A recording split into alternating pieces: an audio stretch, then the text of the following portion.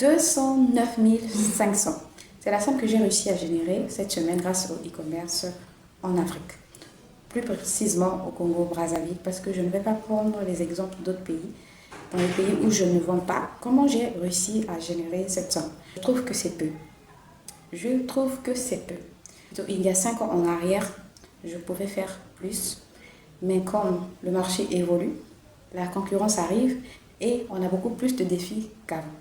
Mais ceci ne veut pas dire qu'on ne peut plus réussir dans le e-commerce, que ce soit en dropshipping ou encore dans le e-commerce au sens propre du terme, c'est-à-dire acheter du stock, entreposer, activer la pub, vendre. Toutes les possibilités sont encore présentes. C'est à nous de faire plus d'efforts, parce que quand le marché évolue, nous également, on doit évoluer avec le marché, et pas le contraire. Donc, voilà. Ce chiffre-là, j'ai réussi à le générer principalement avec la publicité Facebook, pas avec autre chose. C'est vrai que j'ai eu quelques ventes en organique, mais la plus grande partie de mes ventes, je l'ai réalisée grâce à la publicité Facebook. Alors, il y a encore plusieurs personnes qui ne sont pas capables d'activer des publicités Facebook, et je comprends parfaitement parce que tout s'apprend. Voilà pourquoi l'école existe, voilà pourquoi les formations existent. Il faut donc apprendre à booster ses publications pour générer beaucoup plus de ventes. Il faut aussi savoir que la publicité Facebook ne ressemble plus à la publicité d'avant. Il faut avoir un meilleur contenu, il faut avoir de meilleures idées et surtout, il faut avoir un meilleur produit. S'agissant du produit, comment dénicher le meilleur produit? Moi, personnellement, pour dénicher des produits, je n'ai pas de miracle, je n'ai pas de fétiche. C'est par exemple de scroller sur Facebook et de voir un peu ce que les concurrents offrent. Alors, je ne vais pas toujours dans le sens des concurrents.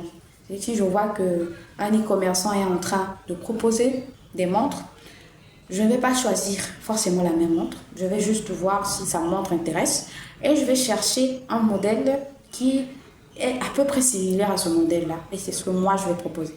Donc, je partage ce secret-là avec vous. Mais cette semaine, ce qui m'a permis de générer ce chiffre-là, ce n'est pas les montres, voilà. Par contre, c'est toujours dans les accessoires parce que moi, j'adore les accessoires. Même si dans la vidéo, je ne porte pas. Voilà. Mais j'adore les accessoires. Beaucoup de gens l'ignorent, mais les bijoux peuvent vous rendre millionnaire. Les bijoux peuvent vous rendre millionnaire. Pas forcément l'or, pas forcément le diamant. Des matières qui ne changent pas de couleur, qui ne ternissent pas facilement. Notamment l'acier inoxydable. Vous pouvez choisir des bijoux en acier inoxydable. À vous d'y mettre le prix et à vous de faire le marketing de vos bijoux. Moi, personnellement, je choisis les bijoux comme niche parce que c'est un produit qui ne pèse pas. Donc, niveau dédouanement, je n'aurais pas à payer très cher. Donc, moi, ce qui m'a permis de réaliser également ce chiffre, je dirais, c'est la rapidité de mes fournisseurs. Parce que je fais un restockage rapidement. Si je constate que mon produit tend vers la rupture de stock, donc, tout de suite, qu'est-ce que je fais? Je contacte déjà mon fournisseur qui me crée la commande, je commande et voilà. Il ne prend pas 2 à 3 jours pour expédier. Il expédie toujours le lendemain. Et mon agent de transit également est assez express.